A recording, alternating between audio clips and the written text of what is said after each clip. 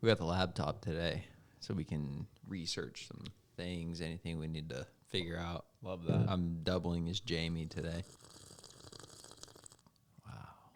ASMR. Mm. Is that good? Yeah, I got a little iced Americano on the menu today. What Nice. you sipping on, bro?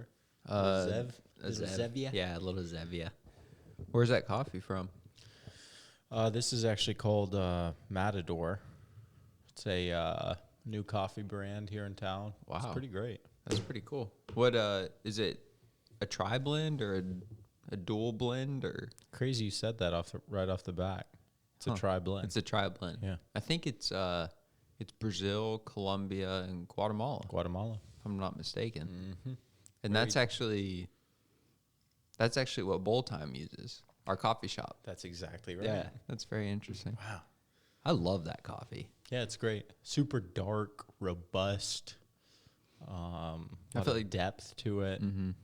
We're both, I think you, myself, and Elle, we're all very anti acidic, floral, light roasts. Mm-hmm. We're more into the dark, bold, smooth. Yeah. To me, it's such a huge difference. Before we started Bowl Time, Mm-hmm. before we brought on coffee, Yeah. I was such like I didn't know anything about coffee. Yeah. Yeah. But now, It's like a black cup of coffee back then, I was like, whatever, just a black cup of coffee. Right. Now I can tell, like every different shop, I'm like, oh, I know, like I can taste the difference. the beans and Yeah. the roast and all that kind of stuff. And now I know what I like. Totally. Like whenever you make me just a straight Americano, 2 ounces of espresso, 4 ounces of water, it's like perfect. Yeah. Tastes like chocolate to me. And it is weird how, like, even when we did our taste testing for this brand, it was you try things cold because you taste flavors cold better. So even in a cold coffee compared to a hot coffee, you kind of get more flavor from the cold coffee. Mm-hmm. You know, do you remember when we did the taste testing? Yeah. You wanted to let the coffee cool down so you could taste more of the notes and the flavors going on in the blend. Yeah. And it tasted different, like while it was hot, and then when it cooled down and you waited a little bit, then it tasted even different. Yeah. It's like you had to like both tastes. True. If that's the one you're going with. Yeah. And I think I love it. Which Yeah. I also love that they do our roaster also does like a bourbon one, and he soaks or leaves the beans in the bourbon barrel. Yeah. I love that one. Yeah, so they source old bourbon barrels from a distillery, and then they let their beans sit in there or something before roasting or after. I think before roasting. Before. And they just like absorb all of that flavor. And to me, it feels like I'm drinking whiskey. Yeah. You taste Oh, it. yeah. And I want to do our blend in those barrels.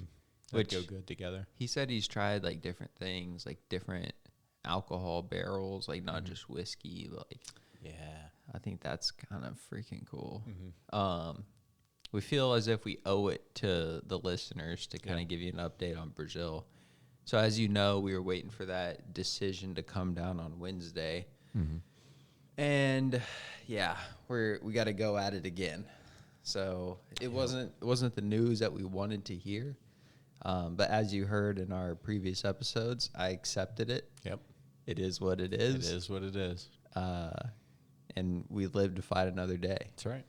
And a reassuring thing is the day before the decision came, we actually had a meeting with Anvisa, with some of the technical people that work there. And just to kind of, our goal is just to feel out kind of what they were thinking and how they were approaching our product. Yeah. If there were any issues, that kind of thing. And I feel like that was like super helpful, and it was also very reassuring to me. Definitely reassuring. It was it was helpful too. Yeah. It was a little aggravating though. Yeah. Because basically we talked for probably close to an hour, And really the premise of the entire meeting was, yeah, of course, there's nothing wrong with your products. Right. Everything is technically sound. They're safe. They're effective. And I'm like, okay, that's kind of what we are trying to prove here for y'all to accept our products in the country. And basically, they said they're being kicked down the road because of bureaucracy. Right. And, you know, that's been something that has been in the back of our minds, like, okay, it might be a little bit more difficult because we're an international brand coming in. You know, there's different views of that. Yeah. And the lady we were talking to, her view was, I want y'all here. Yeah. Because to me, it's not a threat to our national brands. Really, it's a competition booster. Yeah. Yeah. And it'll only increase the technology of the other products if you bring in a high quality product from a different country. But there's also the sentiment of, we don't want international quality products coming in to compete with our national brand. We'd rather just close ourselves off and keep allowing the national brands to get the business. Right. Which is aggravating because, on Wednesday morning, they kicked our thing down the road, and now we got to re-petition them. So what does that mean for us? You know, they denied it now, so we had this meeting, got some good reassurance. They even seemed, you know, they made it seem like a denial might be in the future, but don't be discouraged. This product is safe. You all have to keep playing this game, get through it, and, you know, eventually you'll get there. Yeah. I mean, I think it was encouraging because going into that morning and waiting to hear what they decided, I was with Anvisa and with Brazil, I feel as if I expect a no every single time. I expect it to be the hardest thing. Yeah. I expect it to be difficult, take a lot of time, take money, take a lot of effort. Yeah. And I mean, to quote her, okay, I'm not going to say I'm quoting her, but she did say, you know, there's two unofficial standards, one for national brands and one for international brands. And it's because of the bureaucracy. Yeah. Yeah. And I think that just means we have to work harder, which I'm cool with. Yeah. As long as at the end of the road we're there. Yeah. So yeah, now this basically means we reappeal, and I think we got a lot of insight though. We kind of opened a side channel with Anvisa. Definitely. I think that's going to be big too. Which is going to be super helpful, where we can actually set a meeting with the technical team that are the actual ones judging our products. And I think showing face with them and explaining who we are and what we are and our agenda and our mission. I feel like now it's not really about it's not about the quality of the product or the safety of the product. That's proven. Now it's about what like kind of winning them over in a way. And you know, I get it. They have no idea who we are. Yeah. We're just some company from the United States that wants to come in. What does that mean for their economy? What does it mean for their patients, for their surgeons, all that kind of stuff? Yeah. I think to me, what I've kind of gauged from this is any outside company coming in has to go above and beyond to prove themselves. Yeah.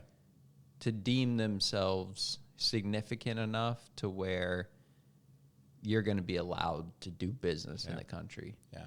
And what our agenda is. I think their ideology is, you know, self-preservation and looking after their own, which I completely respect. Yeah. I get it. But it just means we're going to have to prove it. Yeah. And I think, you know, our next step is setting that meeting with the technical team, which, we could do that via Microsoft Teams, True. whatever, over the phone. And I think that would probably be enough. But I think we've decided, and our team has decided, we're going to actually set a meeting and go down there. Yeah. And do this in person. Yeah. And put this to bed. Like, here we are. This is our agenda. These are our goals. Yeah. We're going to be this is us, and we're moving here, and we're going to be the distributors on the ground. And we're going to be in the hospitals. Yeah.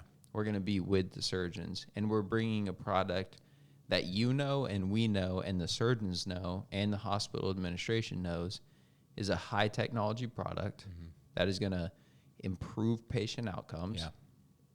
And another huge aspect is just representation. I think representing the surgeons and allowing the surgeons to have a direct line with the manufacturer is something they're missing a lot, big time, yeah. especially in Manaus. And I think showing that is on the forefront of our agenda also is going to speak volumes to them. Totally. So I think that's the update. Yeah. That's the next steps.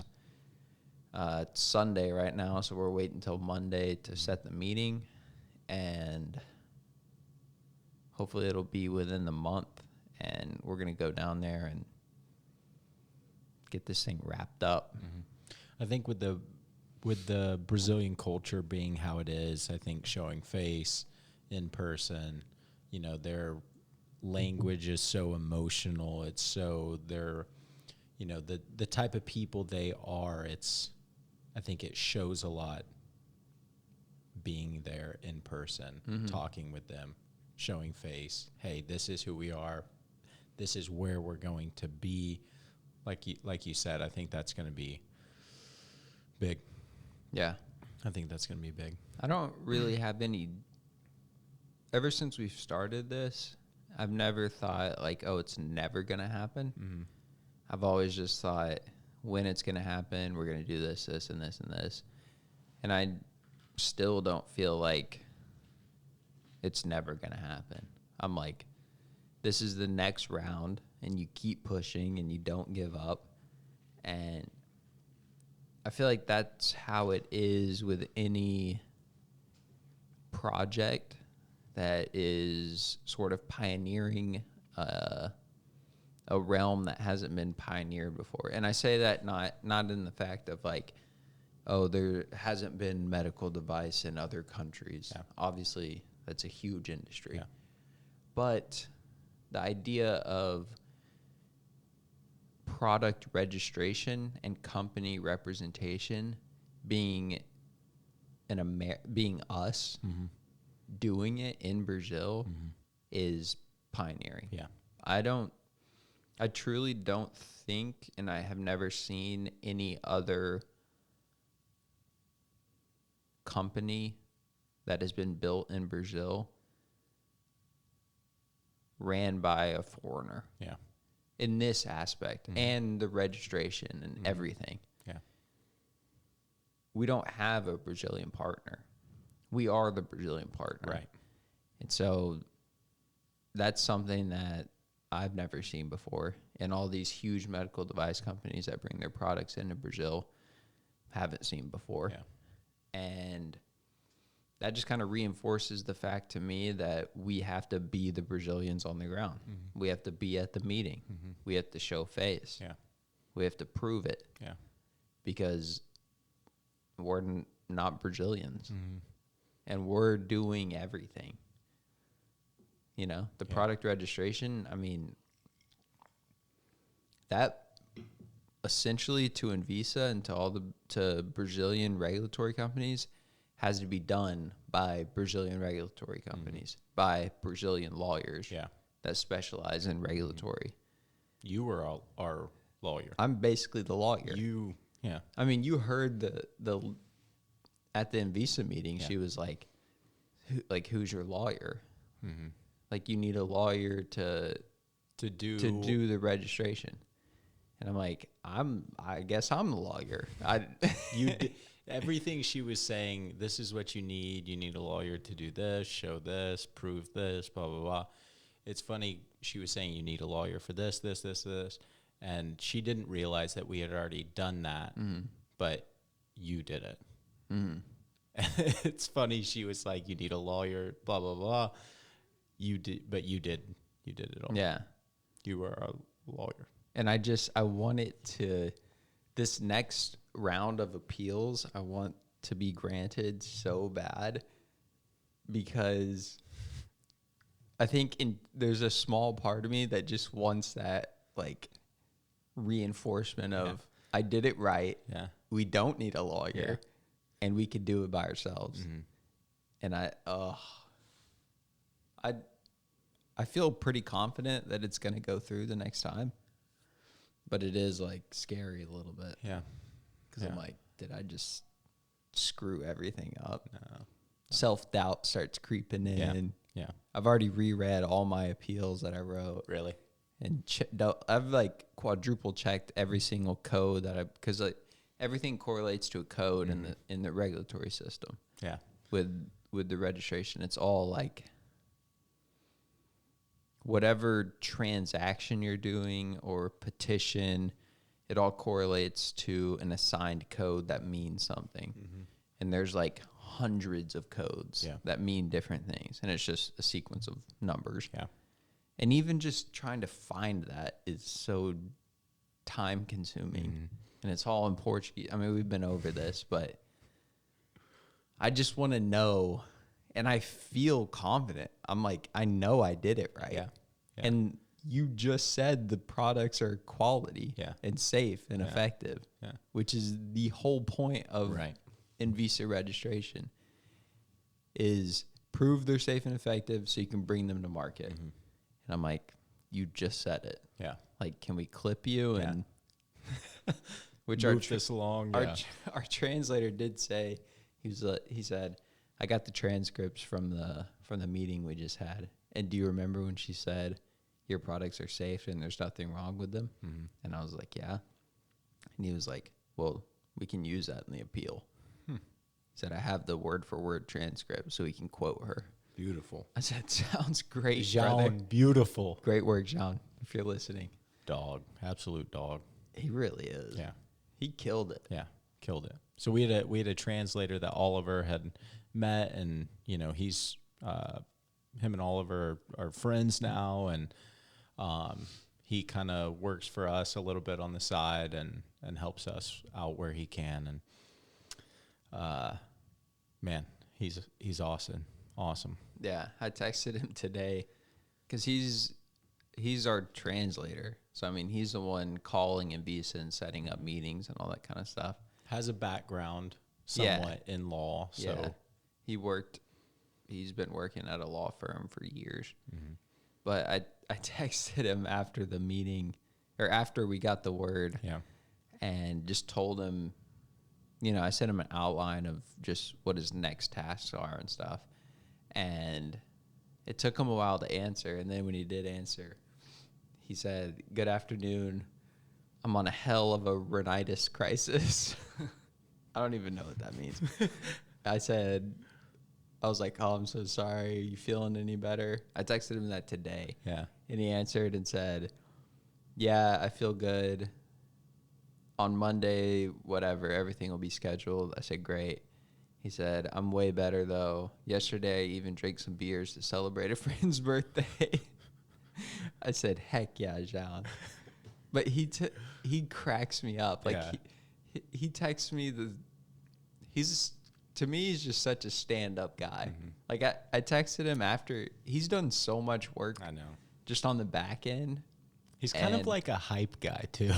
Oh, yeah. You know what I mean? Kind of behind the scenes hype guy. Yes. He's your hype man. Yeah.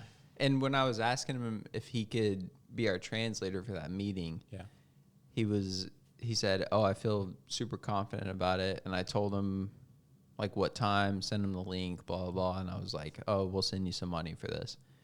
And he said, as I said, do not worry about the money. As my mother always tells me, we're in this world to help each other. I said, you're a beast. Which we did send him money. We sent did. it. Of course we did. But We did send him money because he Beautiful. earned it. But he always says that. wise words from Jean. And even after the meeting, we were kind of touching base with him. Yeah. And what did he say? He said, "Oh, her heart, the the Anvisa lady." Yeah. We were like, what were your vibes from her? Because y'all were speaking Portuguese. Like, what'd you pick up on? And remember, he kept saying, her heart was hardened, and I needed to soften her heart. Mm-hmm. And I just turned on my charm. Yeah. And spoke kindness. Uh-huh. And, you never know what's going on in people's lives. Yeah. Maybe she hadn't eaten that day. Maybe she skipped breakfast. I know. Yeah. Maybe she just needed a snack. And I was just dying laughing. Mm-hmm. But he's on to something. That's that culture, though. Mm-hmm. That's that. I mean, and you saw it too. He changed her out. I mean, he, did his little sneaky charms, whatever. Definitely. And you started seeing her smile a little more. You started Laughing and And by the end, she was like, "You were amazing, Jean. yeah. Great work, Jean." Yeah. Like, Perfect. she loved Jean at the end, which means she loved us. Yeah. What I've realized from all of this is that,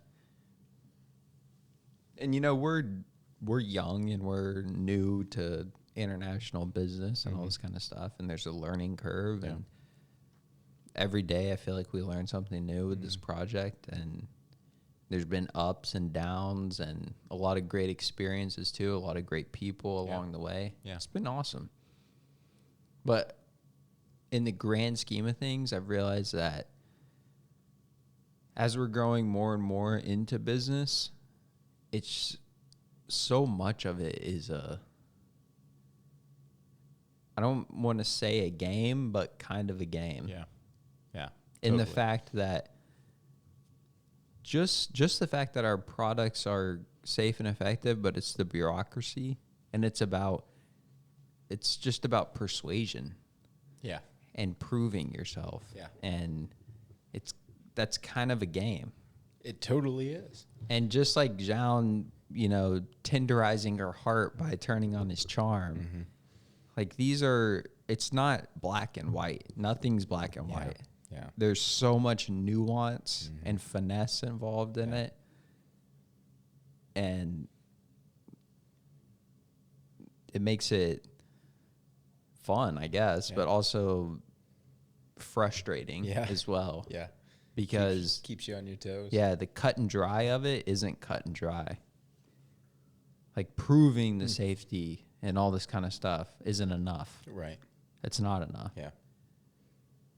And it might be if we weren't trying to go to a different country, Yeah. But that to me is such a huge aspect of international business is culture. And just like you were saying, like the Brazilians have a different culture than us. Yeah.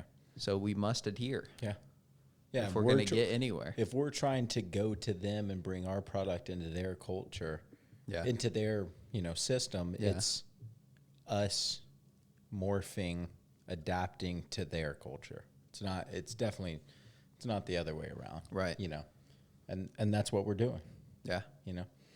That's what we're doing. So that's kind of the update on Brazil. Yeah. Bowl time, I think everything's going good. I think the school year just started, so I feel like it's picking back up a little bit. Yeah. Which to me, and to other people, I feel like everyone always assumes that summertime is the best.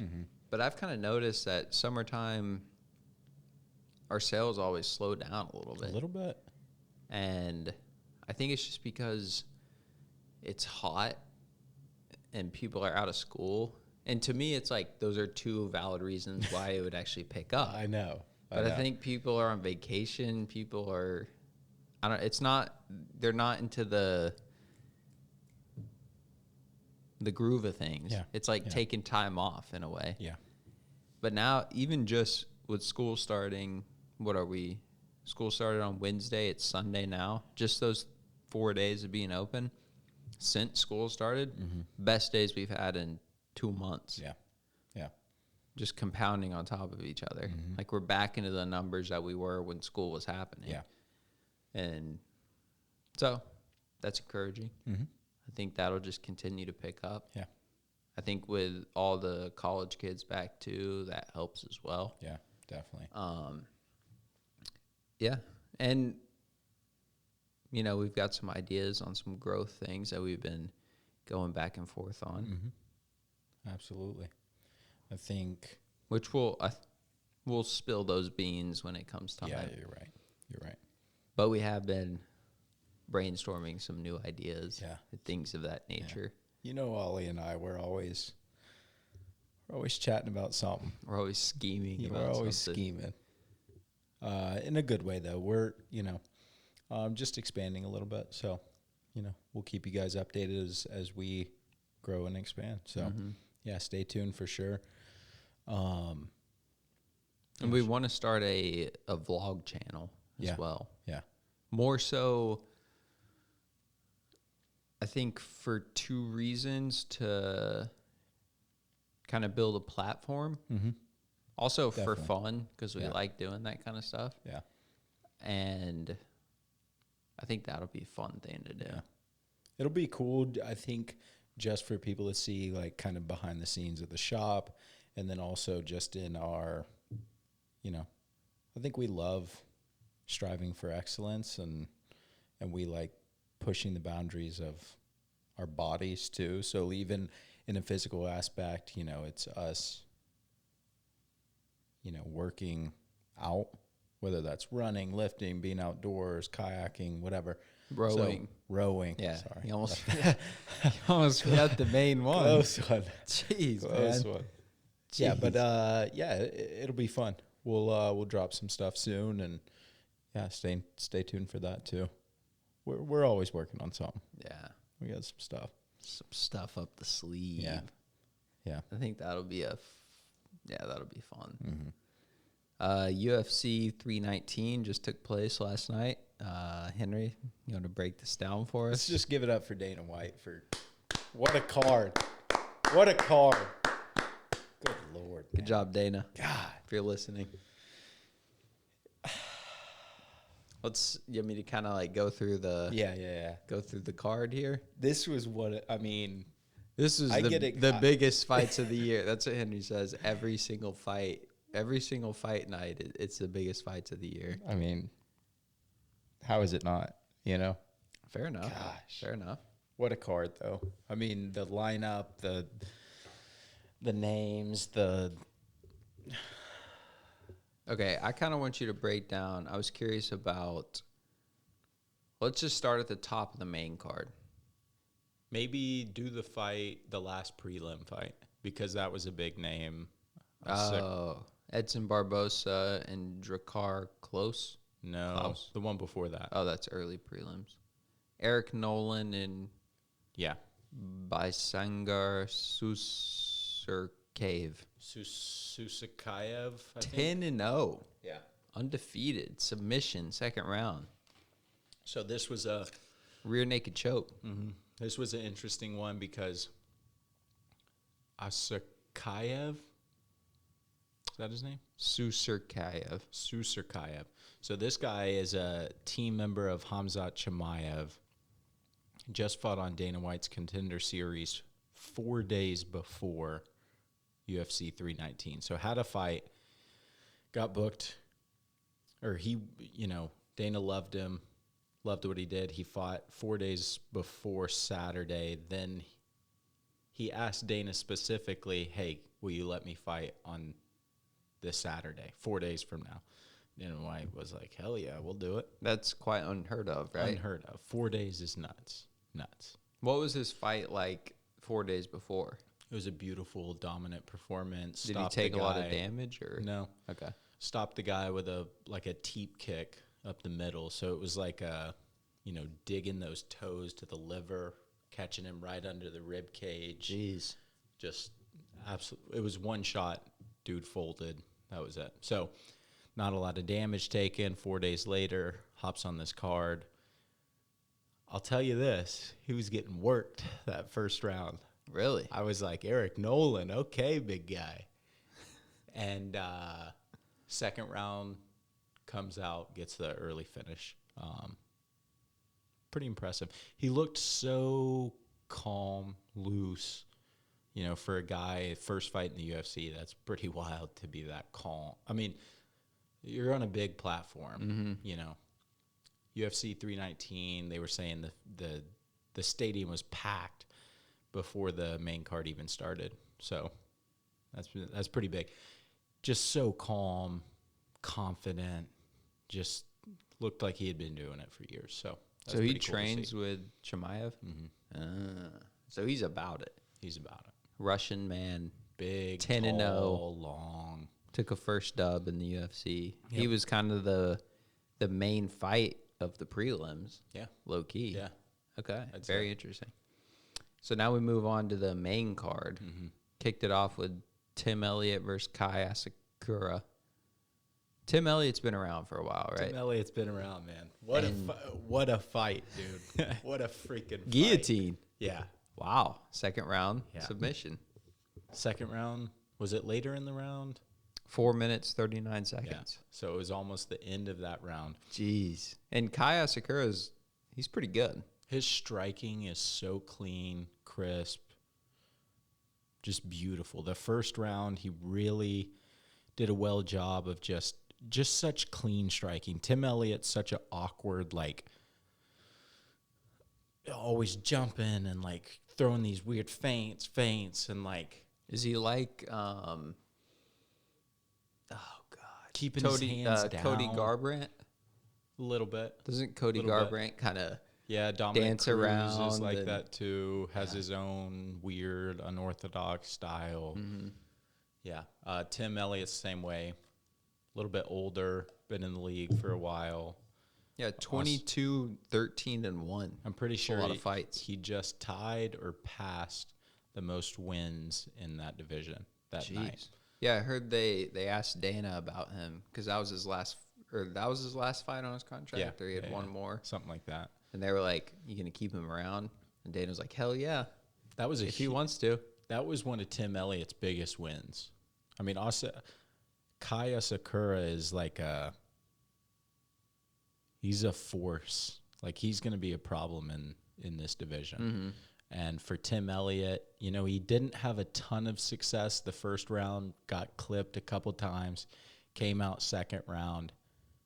He at the end of the first round, he got a takedown or like had a single leg and then let it go, and it really kind of threw Asakura off.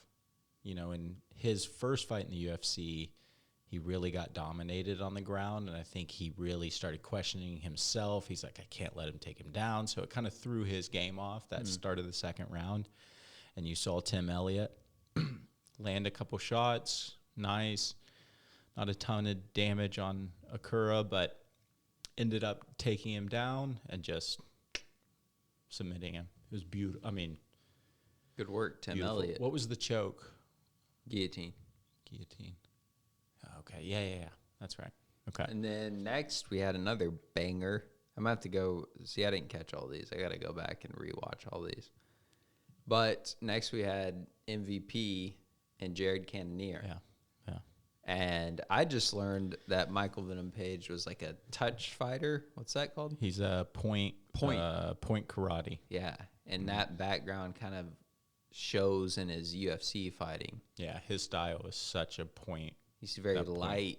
He's light on his quick, feet. Extremely quick. And I watched some clips of him doing his point fighting, and I'd never seen that sport before. But it's like tag. Yeah, it's weird. It's weird because you stop after the person gets hit. But they're not like punching each other. Right. Like they're kind of just like tapping. And they just dance around. Yeah. And they're trying not to get tagged. And it was just really crazy to see. But anyway, I guess I went the distance. It's the same thing that happened when Michael Venom Page fought Kevin Holland. It was that same thing where Kevin Holland or Jared Cannonier, just like Kevin Holland, just didn't know what to do with this new style and this division. It's like a newer aspect in MMA now. it's like maybe we're going to see some more point karate guys move into MMA, and it's such a weird style that MMA hasn't really seen. So it'll be interesting seeing. I think you'll see a little resurgence of some karate guys in MMA after that. Interesting. So It's they're middleweight. Michael Venom Page is middleweight, which now Chimaev's the belt holder of middleweight. Does MVP ever? Who's next on the docket? I mean, he's 24-3. MVP That's pretty is good. a 170 fighter, but took this fight at 185. Probably good pay. Was like, I'll take it. So he's not staying in this division. I think he prefers 170. Okay. Which he's huge for 170. Yeah. Tall, long, quick. But he just lost to Ian Gary at 170. If that shows how good Ian Gary is. It must. Cannonier took him down third round. Really had a hard time taking him down throughout the fight. Won the third round, lost the first two. Dropped Cannonier once, twice. It's just such a weird style. It's like it's a puzzle that these guys can't figure out. Mm-hmm. They have Michael Venom Page 28-29 all three. Yeah. So 2 rounds to 1. A 10-8, a 10-9, 10-9, 10-9. Or 9-10 on the last round. Wait, even though it says 28-29, 28-29, 28-29? Yeah, so that's based on all 3 rounds. So first round was probably a 10-9, 10-9, and then a 9-10. Oh, so that I means see. 29 to 28. Gotcha. Yeah. All right, next we have Geoff Neal and Carlos Prates. What a I was fight. curious about this one. I want to go watch. Is this okay. I kept hearing, there was 2 back-to-back spinning back elbows, and I guess Carlos Prates was the first one, and then the next fight, Lerone Murphy did one too. But what was this like? The spinning back elbow? First round, 4:59? Yeah. 1 second before the round yeah. ended? He just whipped it out and TKO'd him? Set it up perfectly. Geoff Neal was coming in. Prates, stepped to the side and just caught him perfectly. There's been 10 spinning elbow knockouts in the UFC ever. 2 of them happened within 10 minutes. Super weird. Let me tell you this, too. That fight, they went back and it was the weirdest sound. They went back and played the sound. Like, when you hear the shot land, the elbow straight to the temple, it was like a deep thud. It was Was Neil just out cold? Out cold. Immediately? Yeah. Was he, any updates on him? Did he go to the hospital? I think he was okay, obviously concussion. Sure. I don't think it was anything. So that's a very dangerous way to get TKO'd. I mean, think about the angle of your elbow going straight into your temple. I mean, that you could die. Dude, the sound it made was disgusting. It was like freaky. Yeah. Like it wasn't like a loud brah. It was like a deep thud. Like a baseball bat hitting like a tree. Yeah.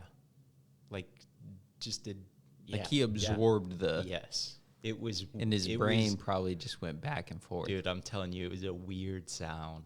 I mean, that's a vulnerable position on your head, is your temple. Yeah. It's always bad when you see the guy down, they call the fight, and he's not up there. Mm-hmm. Where the ref holds both their hands and then holds. When the guy's not up there, it was a He's bad probably fight. on a stretcher on the way to the hospital. Yeah. Jeez. Okay, he got up. Well, he got up. Continue with this, but yeah. He was fine. I'm sure he's fine. Okay. Next, we had Aaron Pico and Lerone Murphy. Same thing. Spinning back elbow, first rounder. Yeah. Same thing. I mean, is that sad for Aaron Pico? It's sad. He started out so strong too.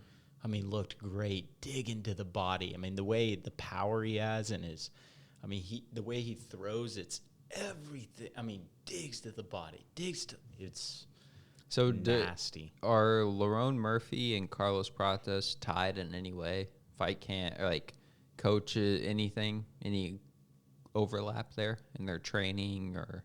Between Lerone Murphy and Prates? Because they both won by spinning back elbows No. on the same night. No. Like, were they training this in No. camp? Were they? But Carlos Prates in the post-fight press conference, he was like, oh yeah, Lerone Murphy owes me 20% of his fight purse because he stole that idea from me. I was like, So these okay, guys, Prates. so like Lerone Murphy, he fought directly after Carlos Pratas. Does he see that fight? Yeah. So he's back there watching the fights. Warming up. His fights are on. Yeah. Do you think that carries any weight into his spinning back elbow? Like, he just saw Carlos Pratas do it and was it the same kind of opportunity that presented itself for a spinning back elbow? Not exactly. Lerone talked about it afterwards and said, Aaron Pico comes in, so he's so aggressive. It's kind of like Michael Chandler.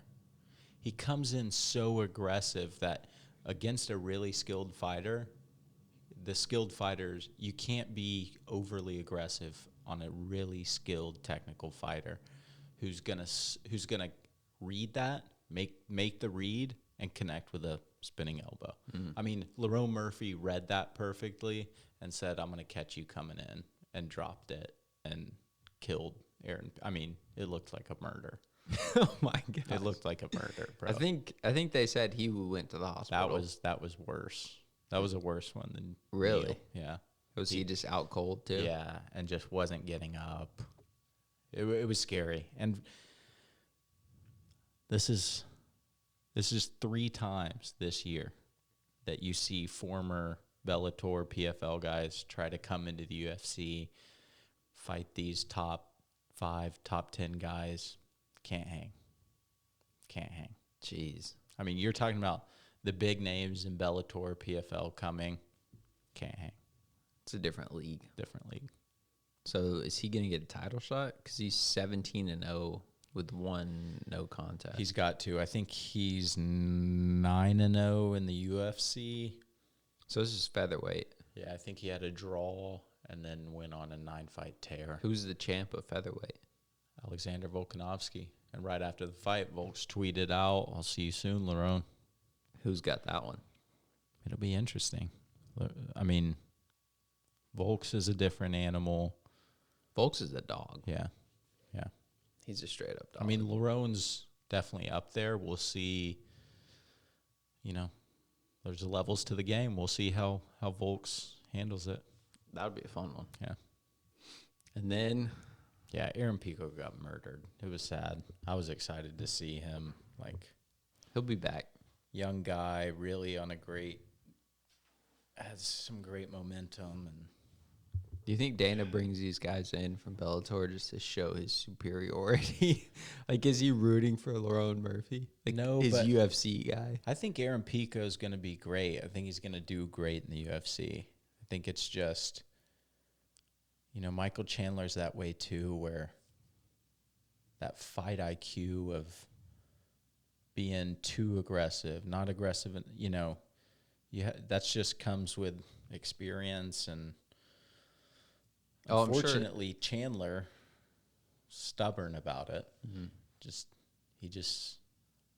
He won't change. Caution to the wind, I'm sure Aaron Pico will learn a lot from that fight. He's young, too. 27, 28 years old. Yeah. Not even in his prime yet. So I think he'll be great. And he fought a top dog. Lerone Murphy's a top dog. He looked great, too, man. Really landing some clean shots. He just levels, man. That experience came in. Yeah. And then we had Drekis and Chimaev. Yeah. Before we talk about this, Lerone Murphy, his story is really neat. He shot in the face and the neck, almost died, decided to Shot in the face? clean his life up, got into MMA, and hasn't looked back. What? Yeah. Shot 2 or 3 times in the face, neck. Yeah, it's a wild story. Wow. I don't know if it was like gang stuff Mm-hmm. or if it was a freak accident. I think he was kind of mixed up in some bad stuff. Jeez. But yeah, turned his life around, devoted his life to MMA, and I mean, look what he's doing. Jeez. Okay. Yeah, and then we have Chimaev and DDP. I mean, your words were utter domination. Yeah. Is that right? Yeah. Were you upset by this outcome, or were you? I was just speechless. Wow. I was like, How? You're fighting the also Chimaev came in as the betting favorite, which I was surprised. Because DDP held the belt. Held the belt, defended it already.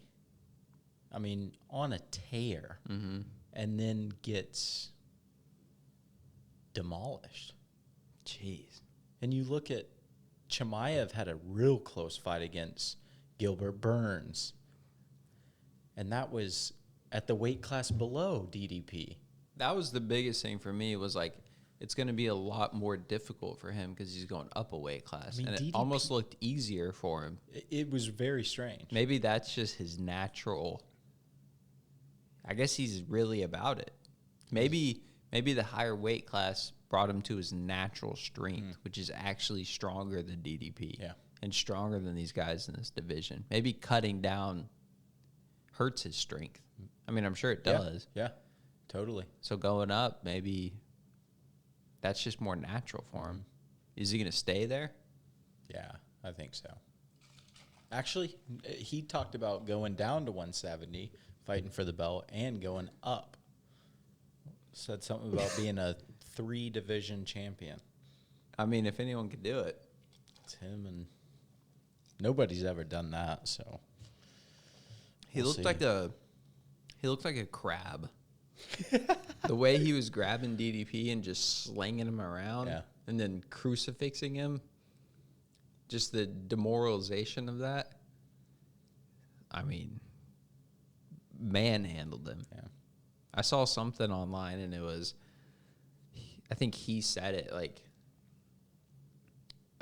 what's his name? The guy he fought. He's got bad knees. Everybody makes fun of Kamaru Usman. Said he was his hardest opponent. Yeah. And then they were like, whoever was commentating was like, yeah, we went back and looked, and he only got taken down like 8 times, which now is looking pretty awesome. And he defended 4 of the 8 or something like that. Yeah. And then Chimaev comes out and says he was the hardest one. And that fight, Kamaru Usman took on week's notice. Yeah, 2 weeks. Got off the couch and came and fought 2 weeks' notice. Yeah. If that doesn't show you Kamaru Usman's sheer ability, he's and coming talent, back, bro. He is. He's coming back. He looked great against Joaquin Buckley. I mean, dominated him. Yeah, it'll be fun to see him. So you think they'll have another bout at some point? They got to, man. Everybody wanted a 5-round fight. You know, Kamaru going into those 4th and 5th rounds would have been. I think Kamaru needs a few more fights to get back in his groove. Maybe just one more. You think? If not, throw. I mean, what Kamaru's done in the sport, give him a title shot. True. If he wants it, let him have it. Yeah. And he's the one who's put up the fight. The story's there. I mean, he's one of the all-time, if not the greatest, at 170. So would this be? Because he what came weight up class would they fight in? 185. Well, I think because Kamaru got off the couch and was like, "I'm not making 170. We'll fight at 185." So when they fought, I believe it was at 185, or maybe a catch weight in between there. I don't know. I think Usman's got a shot at him, and I think Chimaev wants legacy, so he's got to run through these guys. Yeah, the best of the best. Yeah. I mean, DDP walks around at like 230. Gilbert Burns is a 170. That's DDP insane. is 230. That's insane. Yeah, he's mad. He's so How thick. did he just run? I mean, if that doesn't show how good Gilbert and Kamaru's ground game is, because Chimaev didn't take Gilbert down, but once, twice. They stood and traded. Yeah. But where does Izzy fall into this? Izzy's just... Is he chilling? Is he coming back? No, I've heard him. He wants some rematches. You know, he lost to Sean Strickland, lost to... Well, is Sean Strickland coming back? Sean tweeted right after the fight and said, I'm the only man in the UFC that can wrestle Chimaev for 5 rounds. Never been known as a wrestler, so we'll see. That dude is crazy. He can fight, man. He can fight, but he's insane. Yeah. Which maybe that helps him Totally. because Chimaev's insane, too. Chimaev is insane as well. There were a lot of questions around Chimaev. Can he go 5 rounds? Does he have the endurance? Can he handle a guy as big as DDP? And, I mean, just shut everybody up. Went 5 rounds. Complete domination. Had the gas tank of a cheetah, you know. Yeah, he could empty the gas tank and then it was refilled for the next attack. Yeah. There was it wasn't gone.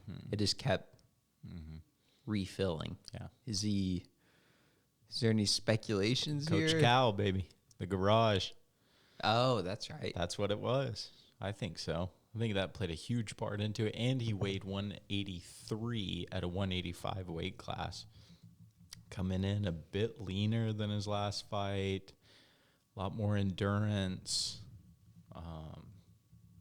Yeah, Coach Cal really pushes your VO2 max to really be able to push your cardio. How long and hard can you go? You know, he's a gets real science based around his workouts. You know, tracks everything, but only does it at his garage and in like this little park that's by his house. Does everything. He's doesn't have a facility. It's all out of his house. Yeah, it's really cool. Who is this guy? I don't the know. Garage with Coach Cal. Yeah. Everyone says that he looks like Woody Harrelson. He so does. He so does. He dude. kind of does. Yeah, Is he? I'm hearing stuff that he was a professor. Is this real? I don't know. I don't know much about him, but everybody, if you ask any UFC guy, he's like, if you want good cardio, you go to Coach Cal. And Really? He'll get you in the best shape of your life. All these guys are like, it's like death going to them. But it's not like brand new, like super high technology training. It's like it's almost old school, but still like science based. You know, it's just hard, crappy workouts. You know, you're on the assault bike, just time circuit training, just pushing your VO2 max to the and holding it. I think that's what they talk about, is pushing that VO2 max and then holding it for a certain amount of time. yeah. The Garage. Is that what it's called? Yeah, the Garage. Jeez, I want to do this, Yeah. bro. I'm looking at like his Instagram account. People talk about it like Aaron it's- Pico was training with him. Yeah. Aaron Pico, Arman Sarukian, Hamzat, and then you've got some other. So it's literally his garage. Yeah. TJ Dillashaw talks so highly of it. He trained one of his fight camps there. It does look like it's pretty. It's not just old school bodybuilding, sweating your A off. No. Like they're doing pretty advanced lifts and training routines, but Simple. it's simple. It's simple. It's definitely simple. Yeah. But it just sounds like, or it looks like it's just the intensity is almost off the walls. Off the walls. I would love to do that. Yeah. It's Dude, the insane. squad he's got there. Yeah. Chimaev, Sarukian. Sarukian, Yeah. Prates. Yeah. And he's wearing jorts out here. Oh, he has this thing about jorts. And they're out here dying, bro. Yeah. And he's eating it up. He loves jorts. He likes it. Yeah. I want to learn more about this guy. Was he military? I want to say maybe he was military. I saw something that he was a calculus teacher. Really? That's why they call him. What's his name? I don't know. I can't even look him up because I don't even know his name. I don't know. I just keep typing in Coach Cal and nothing pops up. He's a G. Training in the garage with Coach Cal. I guess he's got Julius Randle was training with him. He's an NBA player. That might be the one. Yeah, we had talked about this a little bit. Very interesting. Yeah, he's insane. Yeah. So are there any more big fights this year? I guess UFC 320 is Ankalaev versus Pereira 2, which would be crazy. Yeah. And then there's a UFC Fight Night, Charles Oliveira versus Fiziev. Oh, yeah. And then Aspinall versus Gone, 321. That's kind of the last one. Yeah, and that Aspinall fight with Ciryl Gane. Ciryl Gane just starred in a movie. Like, he's been filming some movie, and he's the star in it. What? And it's like... Is he French? If you're doing that, you're not training for a world title fight. Like, and Aspinall's known to just starch guys, and I'm like, just another guy on the chopping block. That's true. He's been out for a minute. Ciryl Gane hasn't fought in over a year. Jeez. Yeah. Who was Ciryl Gane's last fight?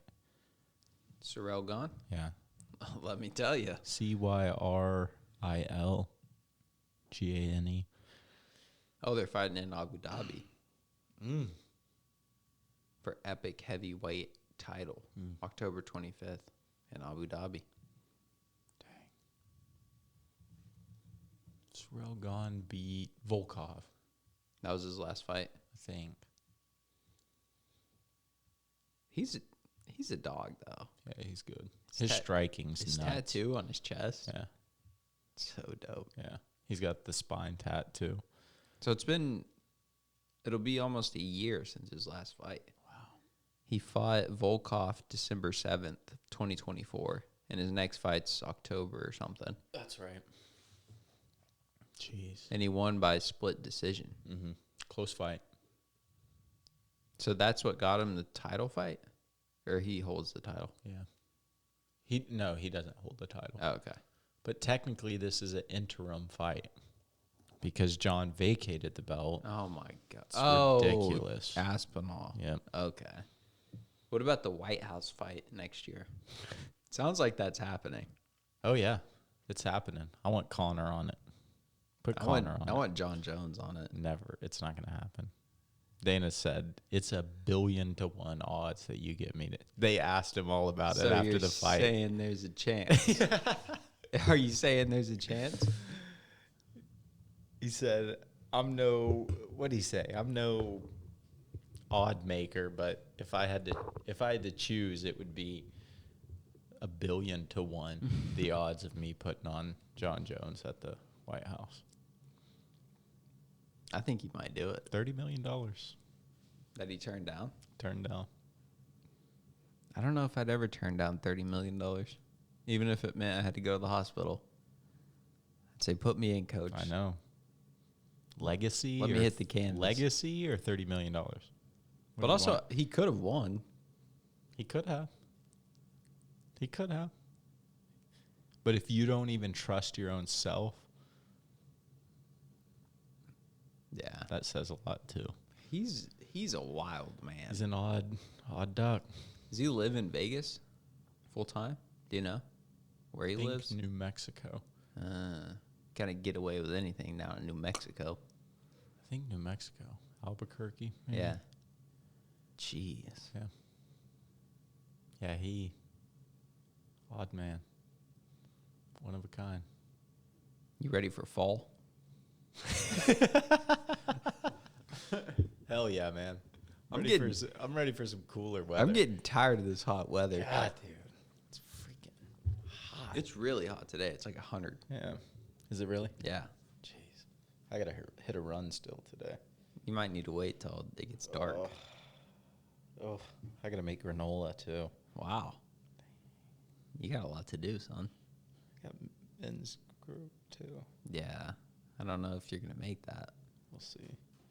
I don't know if I'm gonna make it. I gotta go on a walk. Yeah. That's an hour and a half right there. I'm going for 2. Are you really? Yeah, I'm going for 8 miles. Jeez. My step count today is horrible. I wonder what mine Every is at. Sunday, my step count is like trash. Same. I'm at like 2,000 steps. That's like what a baby gets. Full time. Hey, you're getting there. Freaking full time. You're getting there. You watching any good TV shows lately? No, I've been watching some old Anthony Bourdain. God, he's so good. I think Parts we were talking about Unknown, No Reservations. Yeah. Who does Tokyo, Japan. I love when he goes to Japan. Who's that actor that looks like Anthony Bourdain? He was in that Your show show that I was telling you about. Yes. Succession. Yep. I don't know his name. He played in the new Bro, he looks Interview with just a Vampire. like him. Yeah. Super weird. Like doppelganger. Yeah. Wow. I love Anthony Bourdain, dude. One of my favorites. Yeah. You got to read that book. I know. Who did Rogan had on like his assistant or something like that? That was super interesting. I met one of his videographers. Really? Yeah. For a long time. What did they say? Videographer.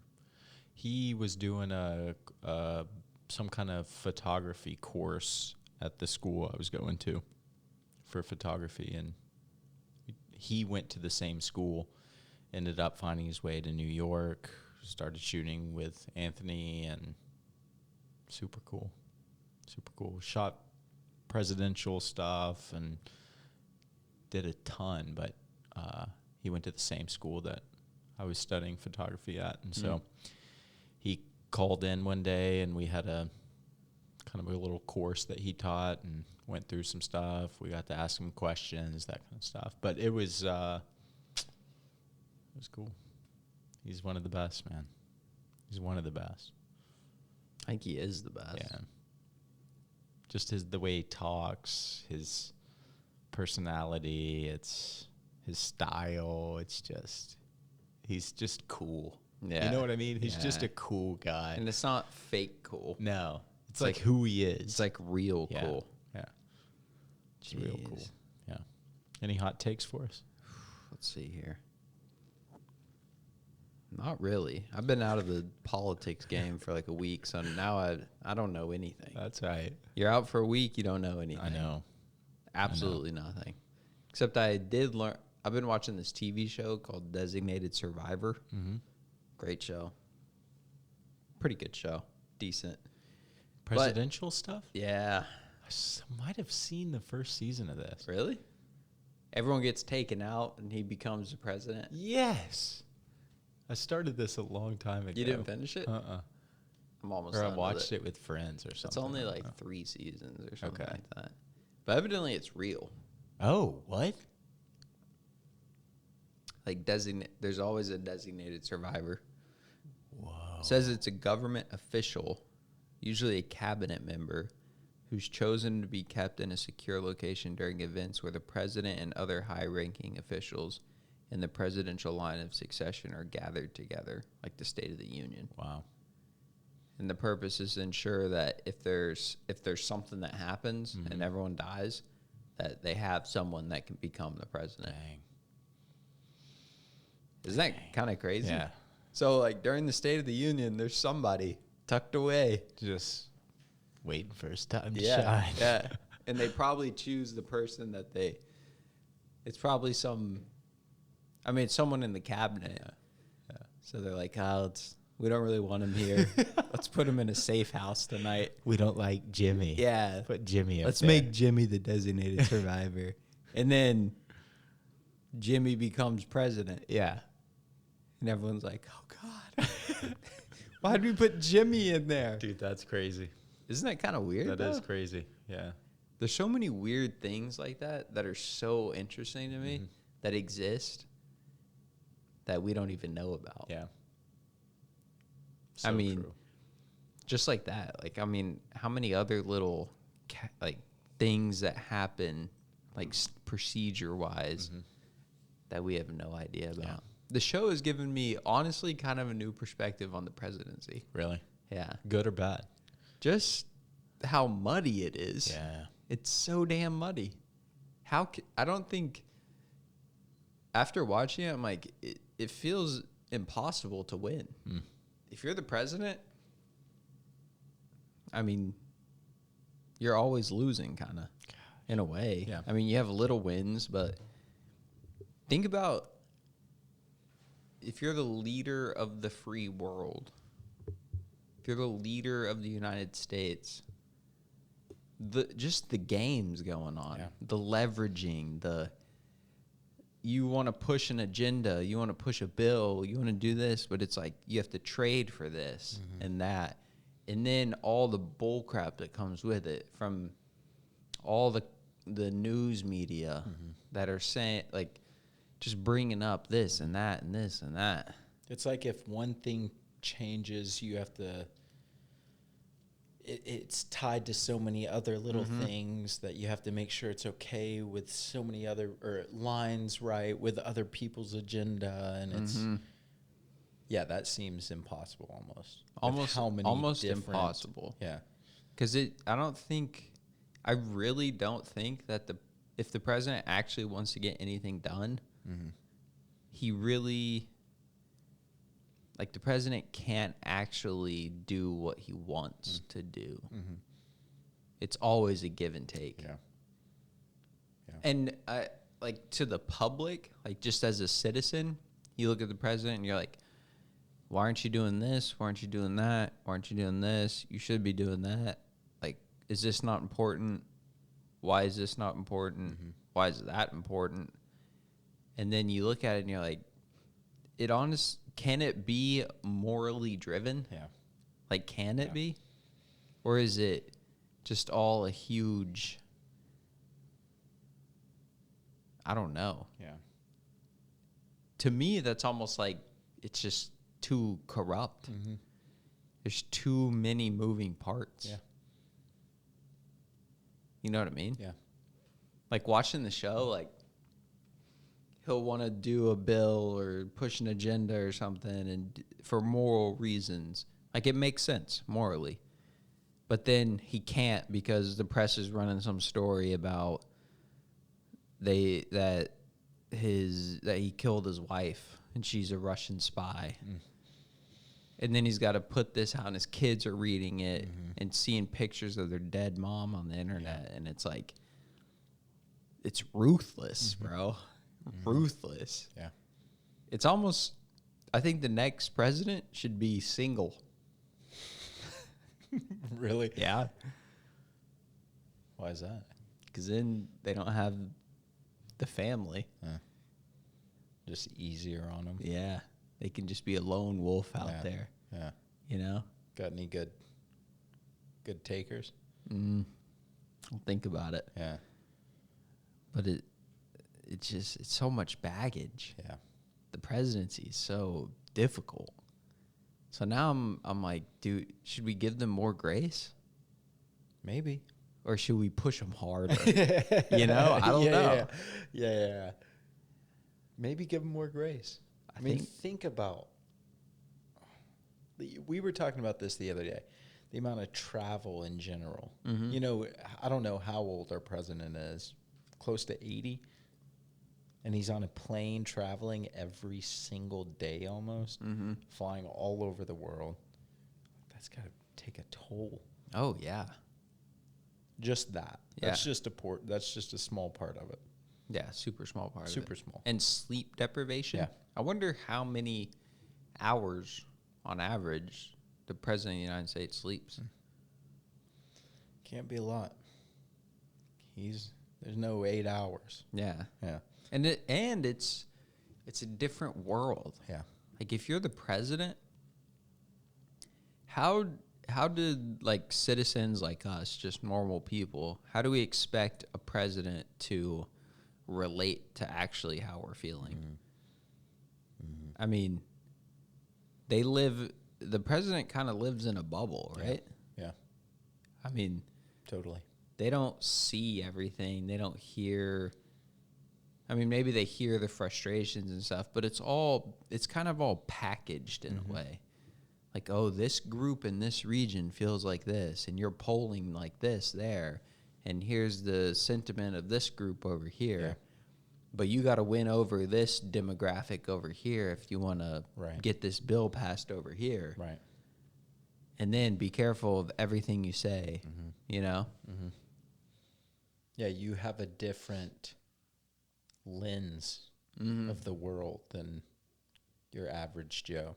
Maybe our president should just, be relocated to a small cabin in Dardanelle, and they should just post up there. Might not be a bad idea. Yeah. Because also another aspect is you're kind of, you're like a king. Yeah. You got a jet. You are. You got Secret Service. Yep. You can have anything, anytime. You get your little aides to run all your errands. Mm-hmm. You're basically you're a king. Yeah. Is that good? Maybe they should just have one dude watching them, keep them safe a little bit. Right. In the woods, just in a small town. Mm-hmm. They're just there to serve. Yeah. I don't know, man. I don't think it's. We're too deep. We're too deep now. There's no going back. That's true. There's no way to undo all this. The super PACs, the money, the bureaucracy, the personal gain. Way too far in. The power. Yeah. The power. Think about how it used to be, or how it was drawn up. Constitution. My thing I can't get over is that you're a public servant. You're there to serve. Yeah. And I think the agenda of it was, you sacrifice to be there. Now it's the opposite. It's everything to be there. Yeah. It's a career maker. You're the top if you've made it to the presidency. Yeah. Or anywhere close to it. Yeah. All the politicians. That's true. I think there's ones out there that are there to serve. I think so. I believe that. I believe it too. It's people that live by a moral code. Yeah. I think they're out there. And I think there's some that are doing good work. Yeah. But would we be so bold to say the majority are? It's definitely not, I'm going to leave my day job and go serve for a few years and sacrifice being with my family for the betterment of the country. Right. Is it like that? I don't think so. Now there's a lot of money. Incentive. There's a lot of, a lot of money.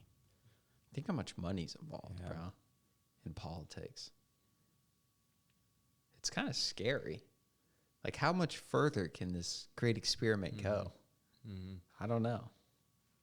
Hopefully they'll keep pushing it. Yeah. They'll find a way. Yeah. Maybe it's up to us. Maybe it is. I think there's ebbs and flows to everything. I think there's going to be a come down. A little step back, a little perspective. Yeah. Maybe we need like a 40-year-old in there. That'd be weird, huh? Yeah. It'd be so weird. It'd be super weird. Think about all... Gosh. I guess Barack was kind of young. Yeah. How old was he? He's probably in his early 50s. Let's see.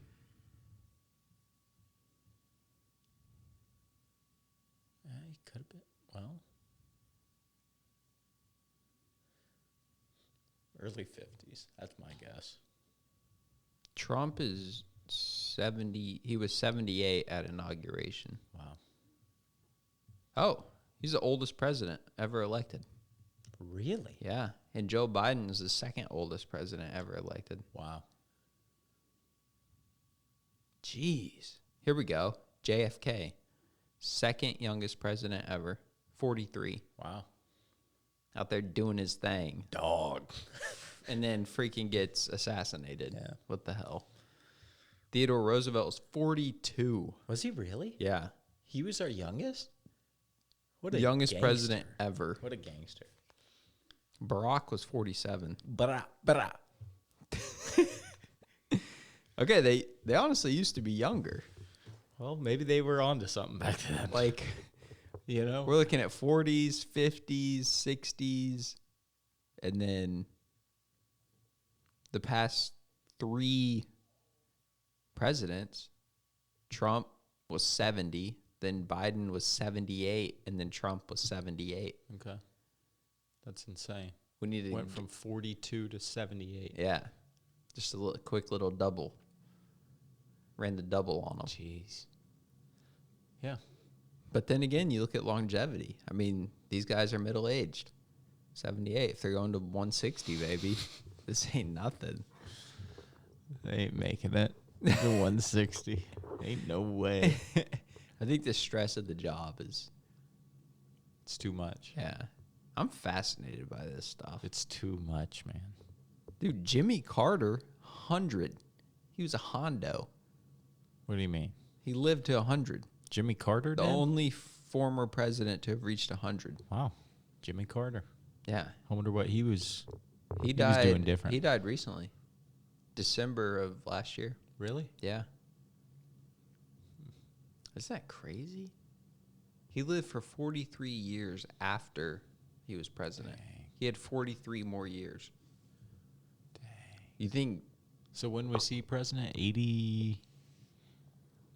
When was Jimmy Carter president? Yeah. Early 80s? Yeah, I don't really know, 40 to be honest. 80, 82. You know this for a fact? Well, you were saying he lived to 100 last year, minus 43. Whatever that is. 77. Really?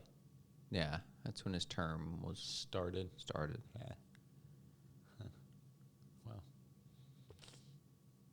Some of these presidents, I'm like, I don't even know you.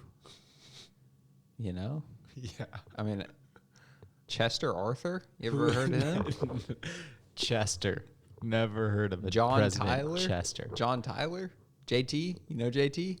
He was They- our 11th president. Wow, JT. Mm-hmm. In 1841. JT. Yeah, he was 51 years old when he took office. He was a Whig. That was the party he was in. That's right. Because there was Republican, Democrat, and then there's also Whig. Whig. Is that... I don't know enough about this. Anyway, it's crazy. I want to work in the White House, though. Yeah. You could. Wouldn't it be fun? Yeah. I mean, it'd be insane, but it'd be fun. I just want to be a fly on the wall, you know, just to see what's... Like, what if you were one of the president's, like, advisors? You walk into the Oval, and he's like, should we bomb them? You're like... Hell no. Hell no. You're like, JT? yeah. Hell no. Yeah, why not? Send it. Full send. Full send. I mean... That's probably what Trump's saying. Full send. Full send. Those nut boys out there. Yeah. I mean, how crazy is it to be in the room? Yeah. Or be in the joint operations room. What do they call it? SecDef? Secretary of Defense. And everyone's meeting together, and they're, like, deploying troops. That's got to be... Or, like, there's, like, a SEAL... like, when the SEALs took out Osama, Yeah. they're all in the room watching them on GoPros. Yeah. Like, they can see everything going on. They're tapped in. President's like, take him out. They're like, bet. They go in, and he's watching it all, tactical feed. That's insane. I had a friend who was just telling me about this Osama bin Laden documentary they were watching, and he was talking about the preparation before they went in, saying that they had this layout of the building where he was supposedly staying. Was it his house? Yeah, maybe one of his compounds or something. And they didn't know what the layout of the building was on the inside. So for months before they went in, they would do these practice raids where they would go into a building that was the same size, whatever, as the building where Osama bin Laden was. But each time they would enter it, it would be a different layout. And they did this on repeat for months before. So any situation that they came, they'd already dealt with it, knew exactly what to do. Jeez. Went in, executed. 2 in the chest, 1 in the head. Wow. Game. Those dudes are dogs. You think they're doped up on, like, I'm on a mission, I got to be on high alert, give me some Adderall, some, I don't know, PD, steroids? Like, why wouldn't you put your Navy SEALs on freaking Trent? Not really, but, like, they're on gear. EPOs, like, you can go, your cardio's better, you're stronger, you're more focused, do you not think they would, I can see that argument, but I also aren't, like, when you think of a Navy SEAL, they're kind of like the salt of the earth. Like, they're already dogs. Mm-hmm. They're born and bred dogs. Agreed. And they can take down a 30-pack and then go run like 6-minute miles and lift. Yeah. They're benching like 415. Yeah. That's pretty insane. And I mean, just ripping cigs and still have the lung capacity. Like, they're freaks. They are freaks. I think they're all freaks. What I'm saying, genetically and strength and mental fortitude, I think the training is their steroid. But if you could have a freak as a freak or a freak on steroids, mm-hmm. I'd go with the freak on steroids fighting for me. True. I'm sure. Potentially. Do you think potentially any of it? I mean, that the military gives them this stuff? I don't underestimate anything that the military does. Yeah. Like, you've got to be on high alert for 72 hours. Don't mm-hmm. sleep. Mm-hmm. Don't. Yeah. Like, here's something to keep you awake. Because if you go to sleep and you miss something, this team will crumble. You know? Yeah. I don't know. Yeah, I mean, you'd think maybe they would. Shoot them up with some. Says they're not permitted to use illicit drugs. Don't believe it. Or PEDs. Don't believe it. Says, however, reports in investigations indicate that some individuals within the SEAL community have engaged in drug use, performance enhancing. Mm-hmm. I don't know. I don't know. Yeah, I'm just going to say we're going to see it with the Olympic Games, the new system that they have where the Super Games, whatever. You're just going to see a different level of athlete. So why wouldn't you want that fighting for you? I can see this, but I'm combating it on the fact of nobilism, respect. We're talking about our Navy SEALs here. They are an elite group that are beholden to the flag and are there for a reason. Yeah. And they might think it's disrespectful. Yeah. You know? I mean, we're not Navy SEALs. I guess we don't know the answer to this. That's true. But I'm going to give a Navy SEAL the benefit of the doubt. I'm going to say they're not on drugs. That's fair. Performance enhancing drugs. That's fair. I'm going to say they are. We'll agree to disagree. Fair enough. They are dogs, though. And I respect that. Absolutely. Absolutely. And you know what? I don't mean that in a negative way at all. No, I know. I don't know. Yeah. Crazy. We're closing the chapter on this one? Yeah, let's shut it down. Any closing statements? One day I hope to have a house in the Hamptons. Beautiful. That's my dream. Beautiful. Have a house in the Hamptons. get on my little rower, row around the freaking Bay. the bay Area. the Bay Area, Across the pond. I'm ready for it. I love it. That's man. my idea of success. Beautiful. Monetary, Beautiful. not emotional. Yeah. To each their own. To each their own. To each their own. So one day, me and the Hamptons, One day. we got business. Beautiful. Y'all stay tuned. We got some new stuff coming up. Yeah, let's get it. Over and out. Come check out Bowl Time if you want a smoothie bowl, a coffee, Bagel, a muffin, kombucha, peanut butter, I mean, the list goes on and on. local honey. The localist. Yeah, We're located here at 215 South Arkansas. that's right. In Russellville. Yep. Big black building. Yep. Just pop in. Say say hello. hey. Come say hey. Say hey. Yeah. All right. See you on the next one. See you. Over and out. Gang.